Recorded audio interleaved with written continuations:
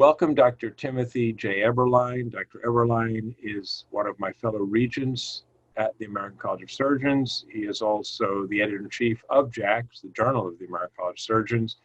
He is the Bixby Professor and Chair of the Department of Surgery at Washington University, St. Louis, where he is also the Olin Distinguished Professor and Director of the Siteman Cancer Center. That cancer center is accredited by the NCI, the NCCN, and the COC. Welcome, Dr. Eberlein. Thanks, Steve. How are you? Good, thanks. Good to see you yet again virtually and still not in person, unfortunately. Still not in person, that's correct. We'll eventually get there.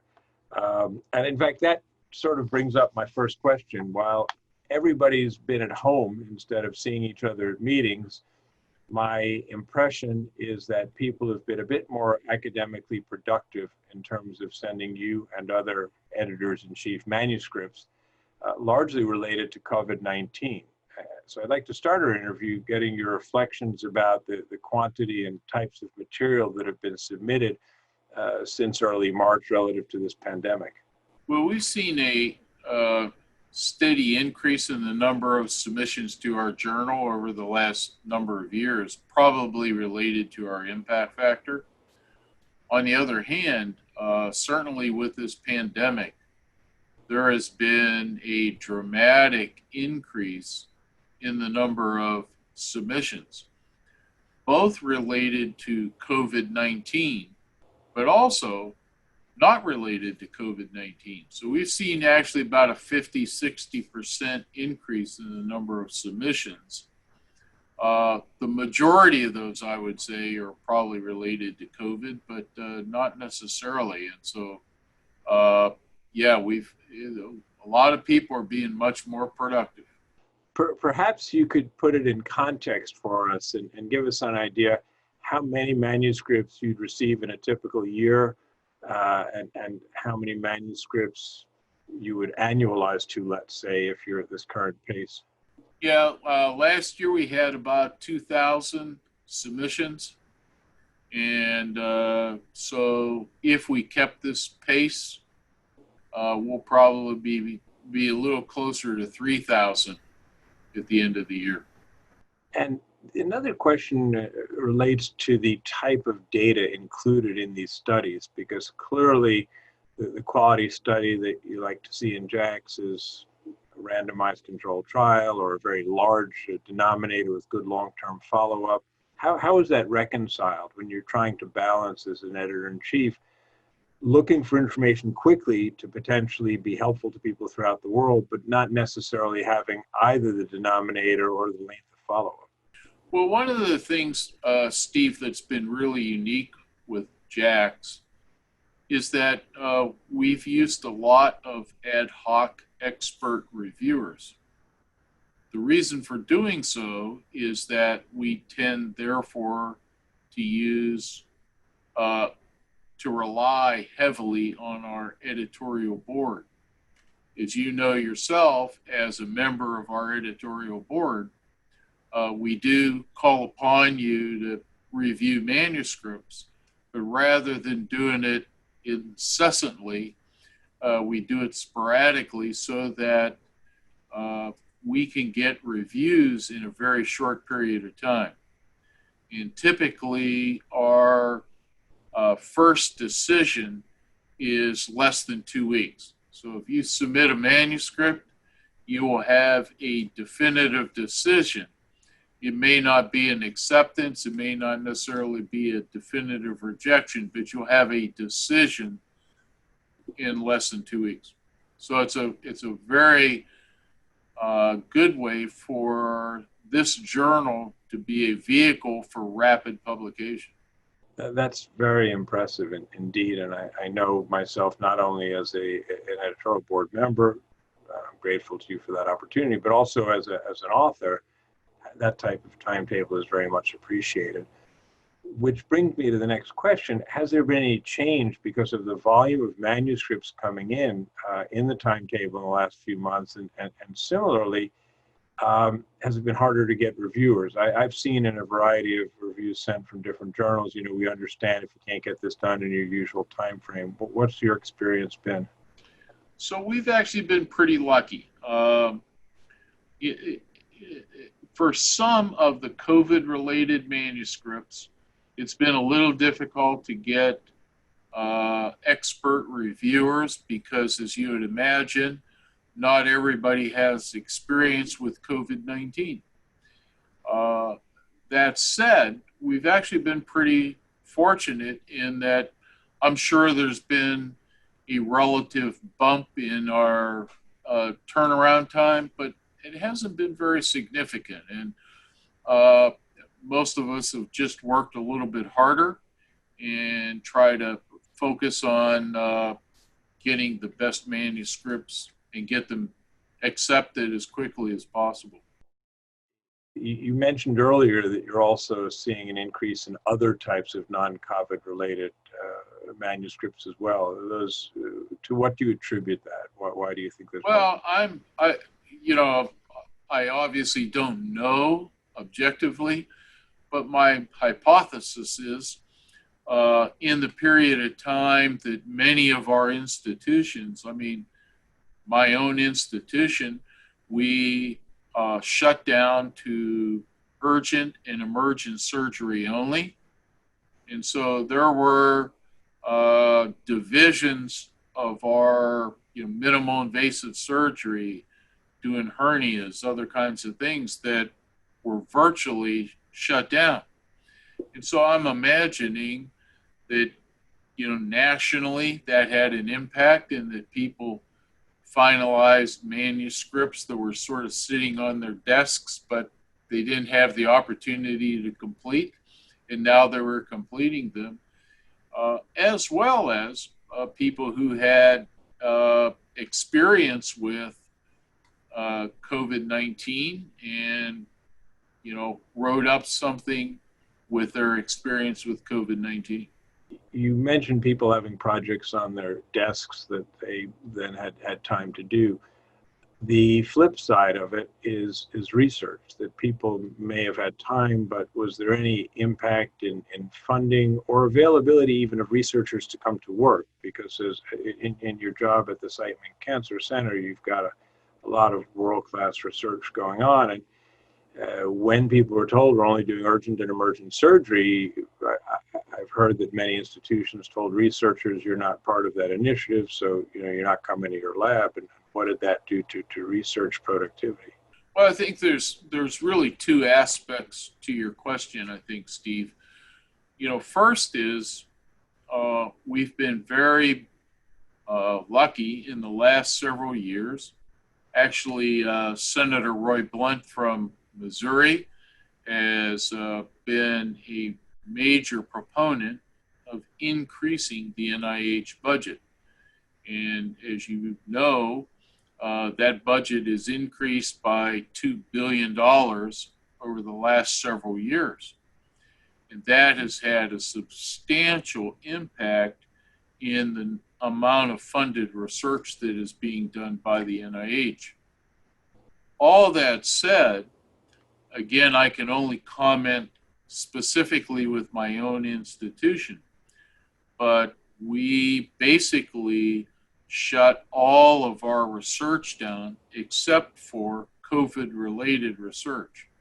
So we actually happen to have some world experts at our institution. Mike Diamond, for example, developed a mouse model for COVID-19, which is being actively investigated in new vaccines and other therapies.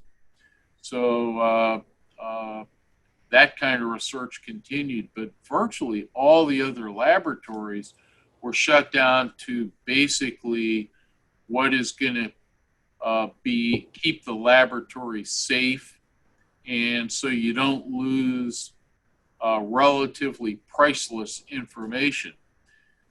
So that was, there were very, very few, probably less than 10% of our research staff were coming in. The McDonald Genome Institute, they came in because they were doing COVID-related research. They've developed a genomic test on saliva, which is being submitted to the FDA as we speak. So that research continued. And as I mentioned, some of the other laboratories that were doing COVID-19 related research. But otherwise, everything was shut down until several weeks ago. And we opened about 30% of our labs, not 30% of the number, but 30% capacity of our laboratories. And we maintained social distancing. We actually started to run laboratories in shifts.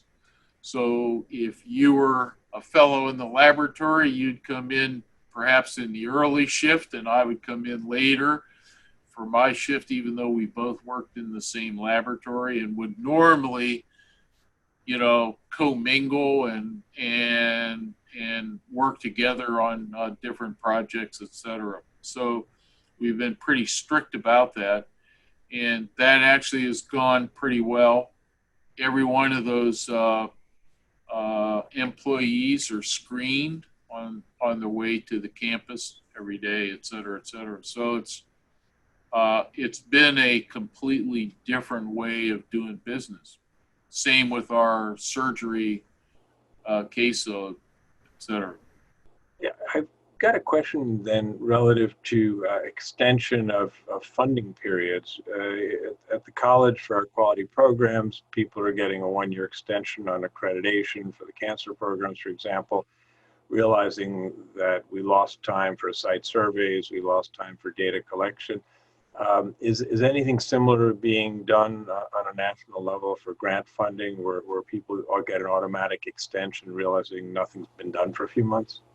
As far as I know, there's no automatic extensions. As you know, the NIH permitted research personnel to continue receiving compensation even though they weren't working, which is a violation actually of federal law. You're not allowed to do that in normal circumstances.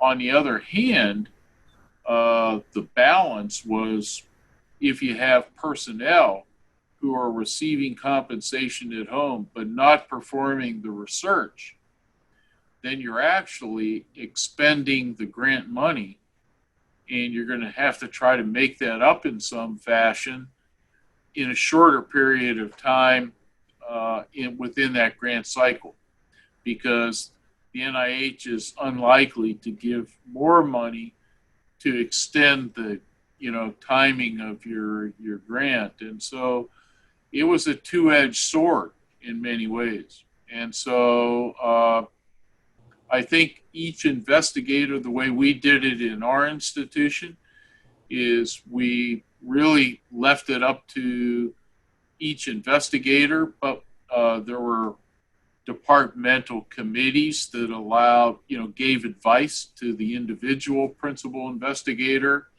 as to what might be the best circumstance for that particular individual. Thank you.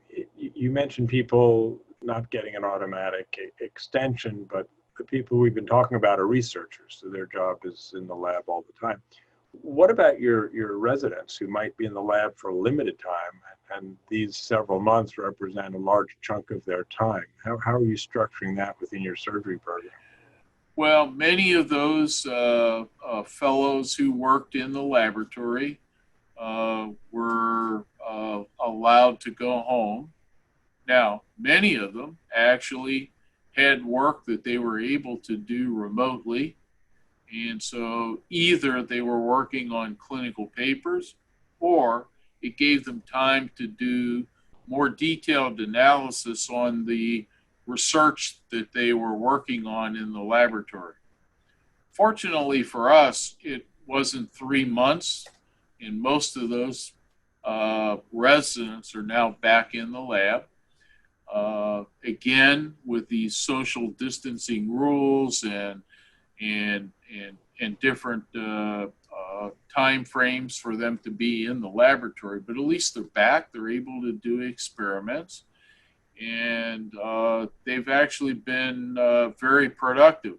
So yes, it was an interruption, but it wasn't as difficult as it could have been. Now, if we get another big surge, that may be a different story. Well, thank you very much for your time and your insights. We're just at about 15 minutes now. So if you have any parting words or thoughts, please share them. I think these are really unprecedented times, Steve, as you well know. And my own personal view has been, gee, we're probably going to have to live with this pandemic and the impact of the pandemic. And so, smart people in the room are going to have to figure out how you can take care of cancer patients and heart patients and transplant patients in an environment where there's a risk of coronavirus. In the same fashion, you're going to have to figure out how can you still continue to do research in a laboratory, but do it in a safe environment where, again, you protect all the personnel, et cetera, and still keep them productive. And the last area is clearly in education.